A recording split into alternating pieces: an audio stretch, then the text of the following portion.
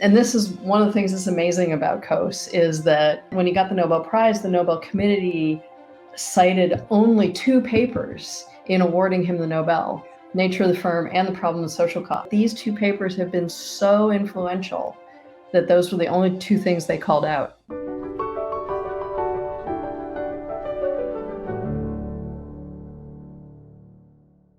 Hello, and welcome to the Essential Scholars podcast. I'm Rosemarie Fike, and today we're going to be talking about one of the most influential economists of the 20th century, Ronald Coase. Joining me in this conversation, we have Dr. Lynne Kiesling. Lynne is a research professor in the College of Engineering, Design, and Computing at the University of Colorado, Denver. She's also the co-director of the Institute for Regulatory Law and Economics, as well as an adjunct professor within Northwestern University's Masters of Science in Energy and Sustainability program. Thank you so much for joining us today, Lynne. I know Coase has been a pretty big influence on your work as well as the work of many, so I'd love to chat with you today about what impact he's made on economics. Yeah, thank you.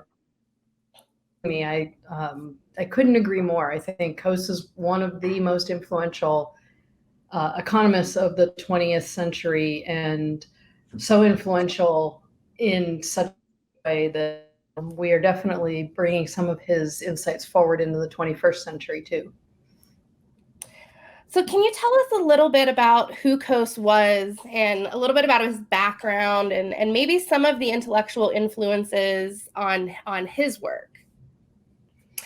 Sure. Coase, so Ronald Coase was a British, he was born in Britain, born in London, and he is most known for 2 papers, the reason I think it's interesting to start with that is that the first of the papers that he was most known for was work that he undertook as an undergraduate student in the 1930s when at the London School of Economics. And he was actually, one of the things that's interesting about Coase as an economist is that he was actually studying accounting and kind of applied business as an undergraduate, and that he's able to bring some of those, what I guess I would call practical insights, into his work, which ends up being more conceptual and more theoretical in his economics work. But he's starting from these really kind of practical applied business questions. And those are the things he's really interested in. So and we'll probably talk in more detail about this, but it's a little, it's a little intimidating, I think, to have like something that you're cited for when you get a Nobel Prize be your undergraduate thesis. Yeah, I had not realized that was work that he started as an undergraduate. It makes me feel a little bit, behind the curve quite a bit. We're measuring ourselves against Coase. Yeah, I would definitely caution people not to do that.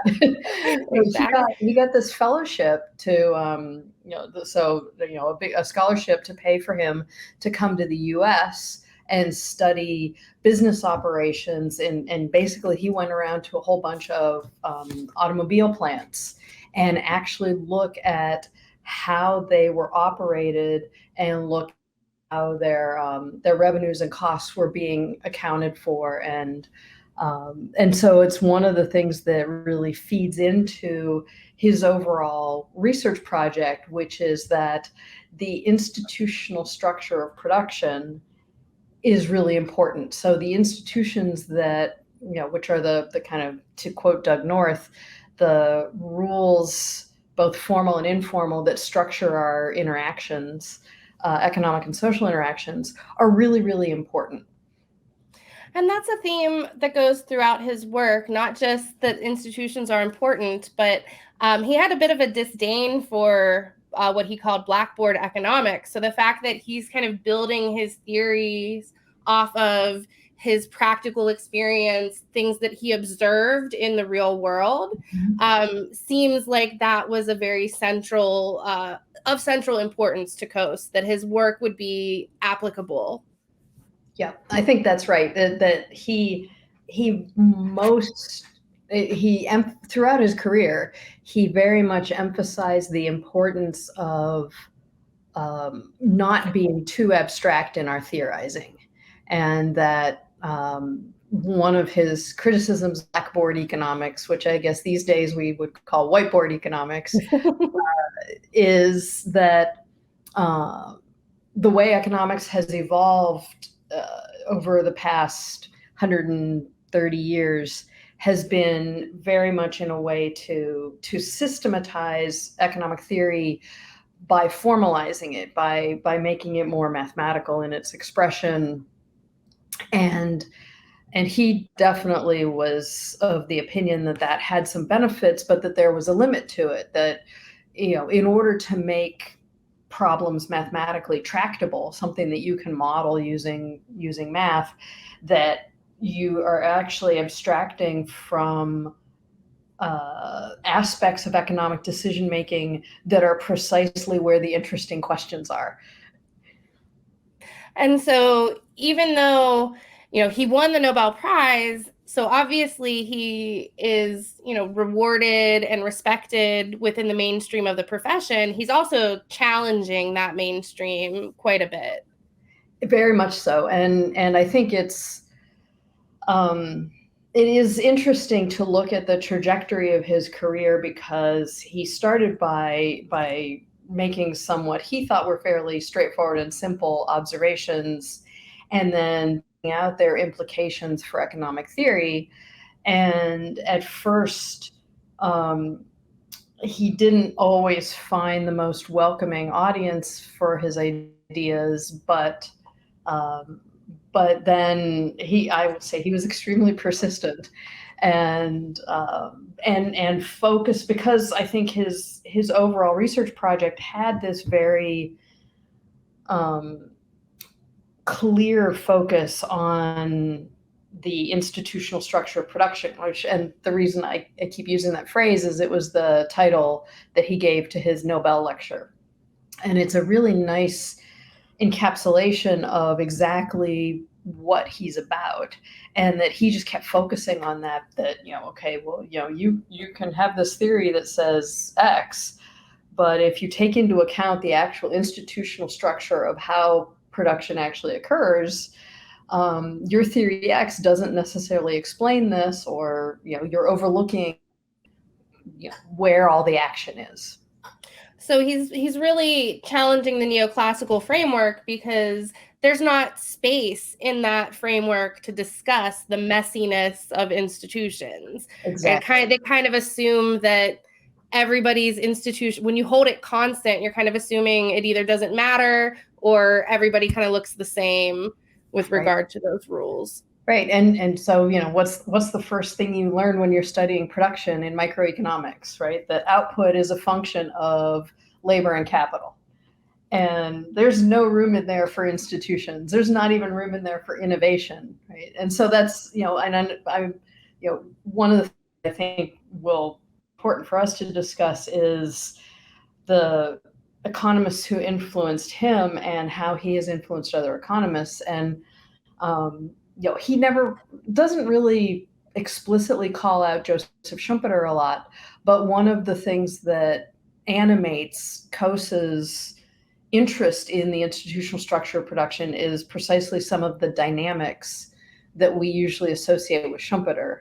That, you know, it's the institutional arrangements that structure actions that enable us to do some of the kind of dynamic decision making that leads to innovation and technological change and new forms of industrial, new business forms. And so there's a big intersection there between Coase and Schumpeter. And he had a few other influences, important influences, while he was at University of Chicago, correct? He learned with Frank Wright. So Frank Knight, sorry. I'll do a little bit of biography background. Yeah, please. After he finished his work at School of Economics And he came over to the U.S. and was on the faculty at, I think, is University of Buffalo or SUNY Buffalo. It's a university that has changed its name recently, but SUNY Buffalo, we'll call it. And he was there for a bit and then went to the University of Virginia. And he was at the University of Virginia for a few years. And one of the things that really evolved during his time at Virginia was the intersection between his institutional questions, the intersection between the economics and the law. That one of the things that obviously shapes the institutional framework in which people make decisions is going to be the legal context. And so he really started to sharpen and focus his bringing law into his analyses.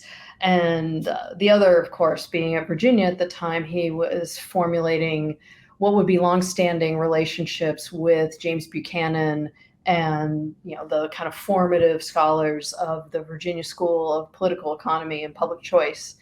And so that shows up in Coase's work as well.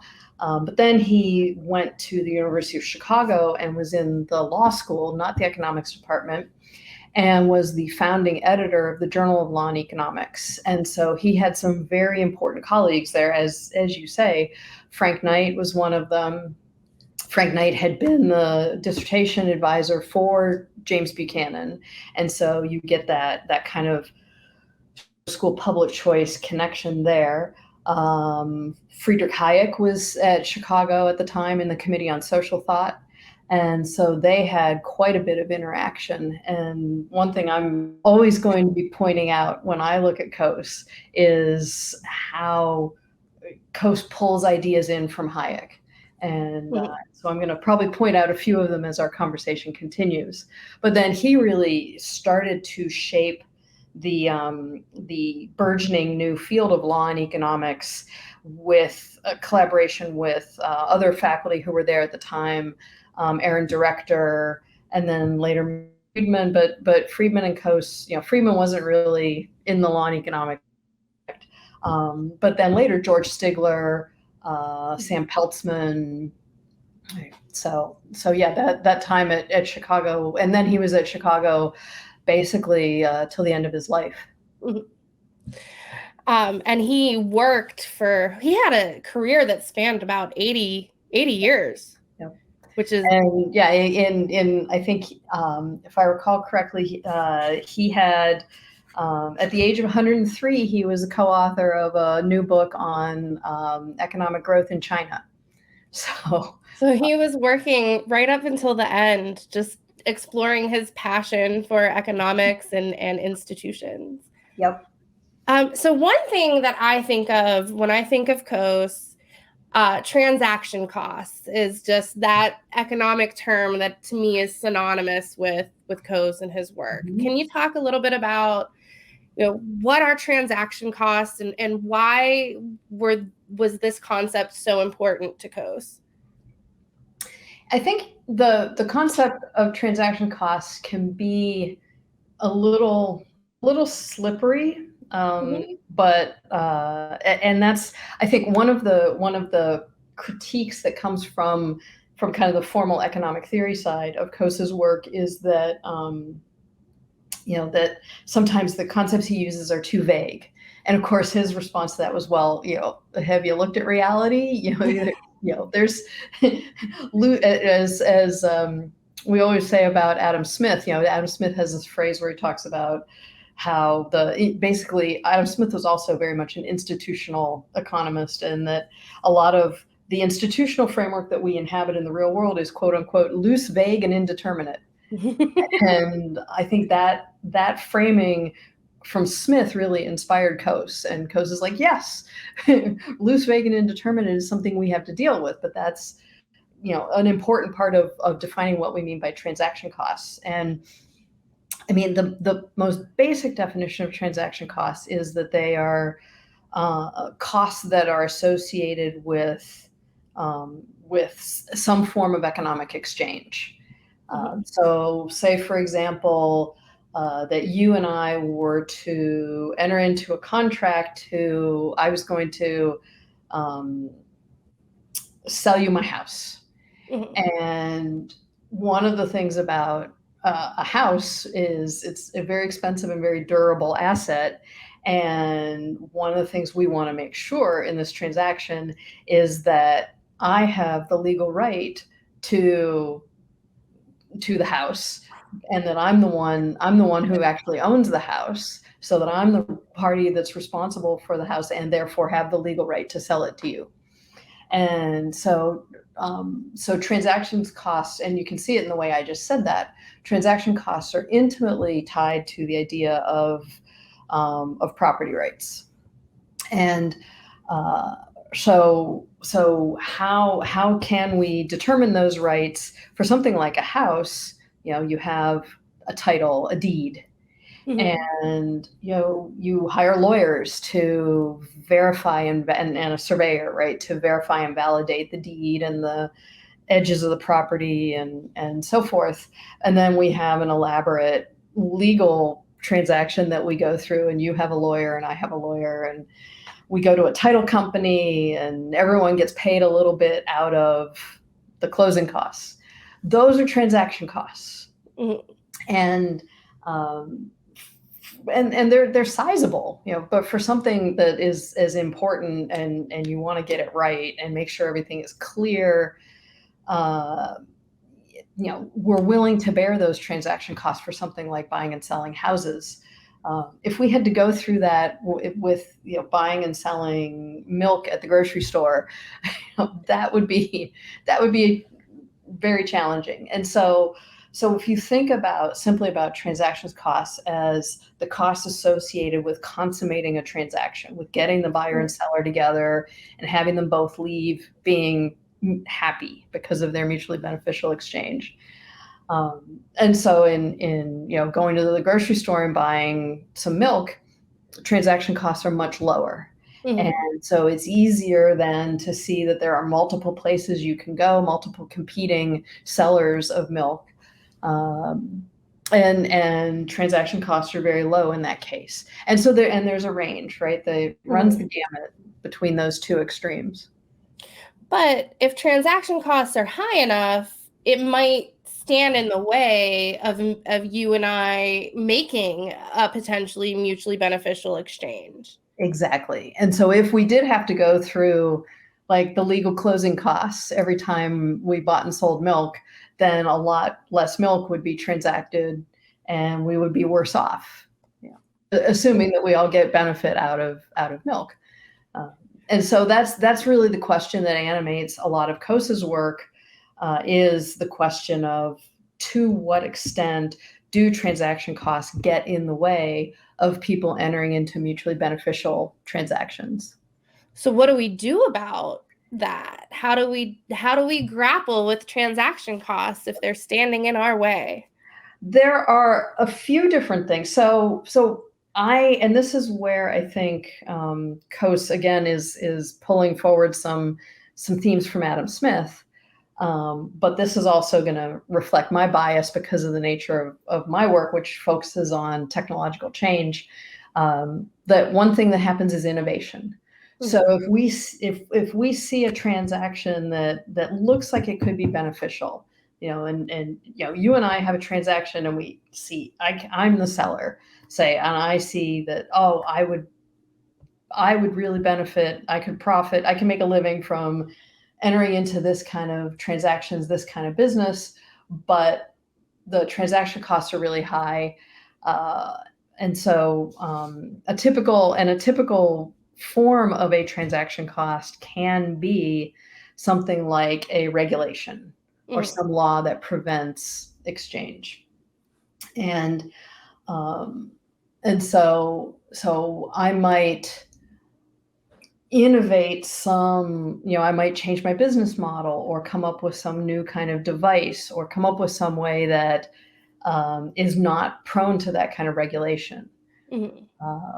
And so, and again, this is where you see that the transaction cost concept is a little loose, vague, and indeterminate, because transaction costs can be something as simple as search costs. Mm-hmm. And some economists might, try to split hairs a little and say, well, search costs are different from transaction costs. I tend to lump them in. And so one, if you have one category of transaction costs that are things like regulations, those can be a little harder to get rid of. But then some of them might be, with search costs, just finding each other. And so this is the sense in which when we think about applications to what's going on currently in the economy, digital innovation is first and foremost a transaction cost reducer. Mm-hmm. So if you think about Amazon as a platform, it starts with selling books, but then it really brings people together, buyers and sellers. At that point, the seller was Amazon, but then they open up the platform to third-party sellers, and it really reduces the cost of buyers and sellers finding each other. And it does a lot more. It also reduces, the cost of disputes, right? Amazon has their own way of when the buyer and the seller are dissatisfied with a transaction. So it seems like it's in Amazon's interest to help us reduce transaction costs. Otherwise, why would we use Amazon? Exactly. And so if there's a dispute, right? So pre-Amazon, say, we have the cost of finding each other. And then if there's some dispute in the contract, then we each have to deal with lawyers. And so if you think about that as kind of the pre-digital transaction costs, and then you have Amazon reduces the transaction cost of finding each other, and they incur the cost of setting up a dispute resolution mechanism. But in total, those costs are lower. And because of that, they get a lot of trade, a lot of volume on the Amazon platform. And so they make more profit, even because they're willing to incur the cost of the dispute resolution mechanism, because it reduces transactions costs and gets more people exchanging, and that is beneficial for them. So how does our other institutional environment affect things like transaction costs? So property rights get mentioned quite a bit. Many institutional economists refer to property rights as, essential prerequisite for any kind of economic growth to take place. Yep. I can imagine if we lived in a society where property rights weren't well enforced and well protected, transaction costs would be a lot higher in that kind of society. Yep. So this legal and political context that Coase is paying attention to, how does that come into play here? That's a great question, and it opens up into a lot of research in one of the things that Coase's work has done is it spawned a research field in economics, institutional and organizational economics, sometimes also called transaction cost economics. And there are some people who would even define transaction costs as the costs of defining and enforcing property rights. So the property rights question is really important. And it's one of the things that even early on in his career, Coase identified as one of the simplifications in economic theory that is not very useful, because in this case, moved from kind of producer economic theory to exchange theory. And you have in kind of neoclassical exchange theory, you have say two people, Anna and Bob, and two goods. And Anna and Bob have utility functions that state their preferences over the two goods. And then, they each start with an initial endowment, and then they trade. And out of that process, an equilibrium price emerges. And all of that assumes that Anna and Bob have the right to exchange the stuff that they're endowed with. And so property rights are just kind of assumed and ignored. And that's one of his criticisms. But really, property rights are really important but challenging. And if you think about the property right, it's not a simple concept, right? It's not just, I own this can of soda. It's ownership of, or having a right in a piece of property means that you're the one that determines how that property is used.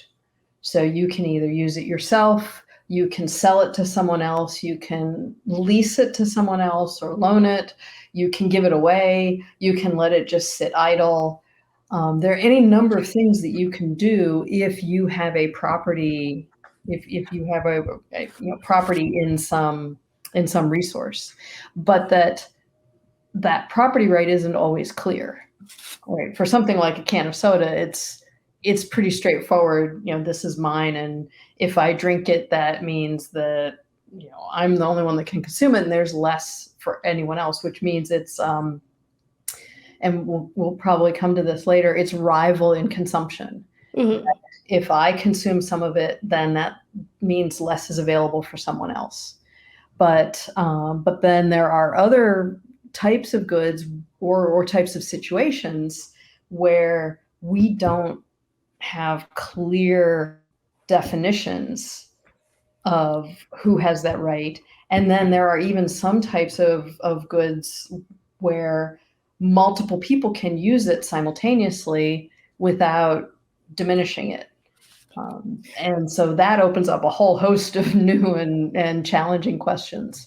Yeah, because we're gonna, we live in a society, there's benefits of living together with other people, but once you're living together with a bunch of other people, we run into what, we have this social problem that Coase calls the problem of social costs. So can you talk a little bit about that? Because I think that is the natural next thing to discuss. Yeah, and this is the second paper that Coase is famous for. The first one about why do firms exist was called The Nature of the Firm, and that was the work he did as an undergraduate, and said basically, why do firms exist? Why don't people just trade with each other? Why do we have this hierarchical arrangement of employers and employees to produce stuff? And the answer was transaction costs. So if it's too expensive to contract through the market, then you come up with this hierarchical or institutional arrangement to organize production. And the problem of social costs was his second famous paper. And this is one of the things that's amazing about Coase, is that the Nobel, when he got the Nobel Prize, the Nobel Committee cited only two papers in awarding him the Nobel: Nature of the Firm and The Problem of Social Cost. And he had a host of other, he had plenty of other things, but these two papers have been so influential that those were the only two things they called out. And so the problem of social cost is, again, a transaction cost argument, but it's and it's a great paper for, and especially again in this burgeoning law and economics literature in the 1960s, because he's really synthesizing his transaction cost focus in economics with a whole bunch of legal precedent. And so he cites a bunch of legal cases and says, okay, well, when we have these legal disputes, one of the reasons that we have these disputes is because it's either costly or just not even feasible to fully define who has the right to do what in certain situations.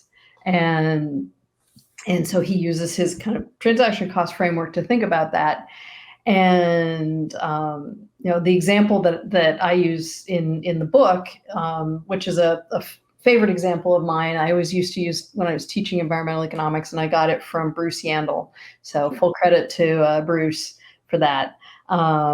and it is, if you think about a river running through town and there's a paper mill that operates on the river. And so in the process of making paper, they produce some waste, and the waste, they have to figure out a way to get rid of the waste. And there are costly ways to do it. But if there's no financial cost to them of dumping it in the river, they'll dump it in the river. But then there's, a that's downstream, say, and there's a park, and people like to go out and swim and kayak and fish in the river. And then downstream, there's a water treatment plant for the town, and that when the water is particularly full of waste from the paper mill, their costs of treating the water go up. Mm-hmm. And so you have this river and all of these different users and types of uses of the river. And some of those uses conflict with each other. Mm-hmm. And so like if the paper mill is just putting in a little bit of waste in the river can absorb that, and it just kind of flows through. But if they put in enough so that it's kind of smelly and it looks kind of gross and people don't want to swim in it and the fish are dying, and then the cost to the water treatment plant of cleaning the waste out for the drinking water. So that example really illustrates that the river is a resource, but you don't have very well-defined rights for how these different users use the river. And that's the kind of situation that Coase is really focused on in the problem of social cost. And there's a couple of different ways you can deal with this, right? If it's just the paper mill and the water treatment plant, the guys from the water treatment plant can go and knock on the door and say, excuse me, your waste is really increasing our costs, and we need to figure out a way to sort this out. And so that's what has come to be called Coasean bargaining. Mm-hmm. And that's a situation where you've got two parties, they know each other, they can find each other. That's a situation of low transaction costs. But what happens if it's, 5 paper mills and 20 water treatment plants, and the fishers and the swimmers and the kayakers? Then finding each other and negotiating and bargaining with each other is going to be really costly. So that's a high transaction cost environment. And so depending on the how high or low the transaction costs are, you might come up with a different institutional approach to dealing with the harm that arises in the situation. So when the costs are a bit more widespread and falling on a lot more people, is that then maybe a role for community bargaining, or is that a role for maybe a higher level of decision making? Is that room for government involvement? Yeah, and this is, yes, and I will say Coase was no anarchist. Right. So yeah, I would definitely say Coase is very much a classical liberal. And so, and he's also, because of his focus on the importance of analyzing the institutional reality of situations, he's going to look and say, well, if transactions costs are high, what are the alternatives? So if they're high enough that these parties can't come together and bargain, there are a few different ways you can deal with that. One is you can try to reduce transaction costs. And so in that category, I would put kind of Coase's view of the role of the courts, the role of the judge, Mm-hmm. right? So the paper mill and the water treatment plant, they can find each other, but they can't, they can't come to agreement, or that there's, they are having difficulty finding each other. One way to resolve this is a legal process, right? You file a lawsuit, you go to court, the judge makes a decision, and in the English common law tradition, that decision then becomes precedent. Mm-hmm. And Coase says, well, that precedent can help to clarify who has the rights to use the resource in what ways. And so let's say, for example, that the court has laid down so it would be, the water treatment plant filing a tort lawsuit against the paper mill because of the harm that the paper mill's waste is causing for the water treatment plant. And suppose that the court comes back and basically says, yes, the paper mill is legally responsible for the costs that they create by putting waste in the river. That essentially creates a property right for the water treatment plant in the river. Mm-hmm. Or the court could come back and say,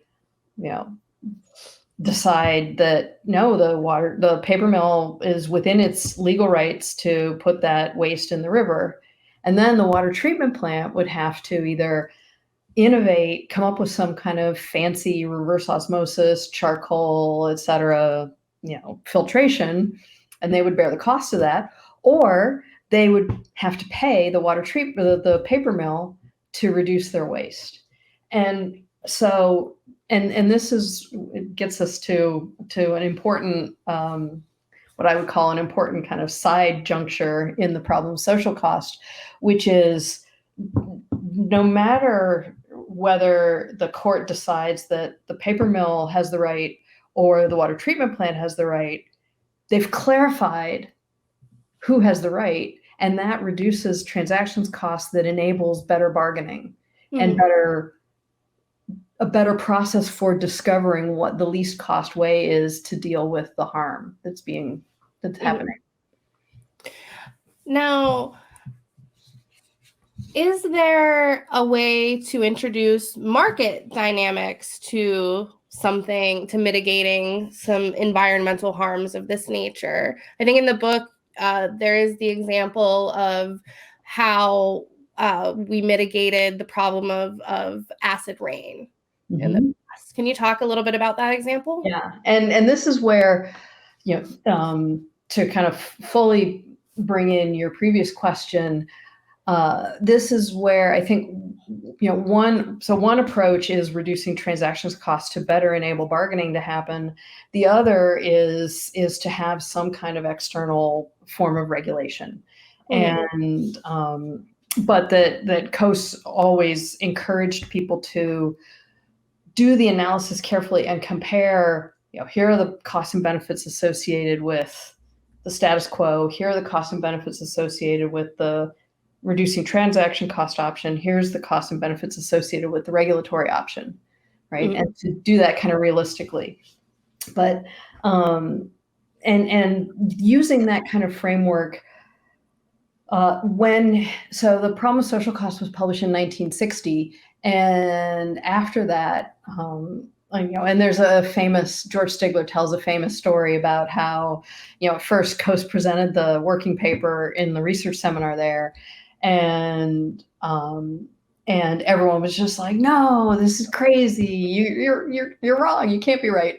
And then a whole bunch of people then went out to dinner after the seminar, and they continued talking about it. And Stigler says that over the course of the dinner, Coase pretty much persuaded them that the argument was sound. So, so his argument gained traction over the next few years, and it's also really carrying over some arguments he had earlier made in some work with the Federal Communications Commission about how the FCC allocates radio spectrum. And so it's the same kind of argument where, radio spectrum it's ill-defined property rights.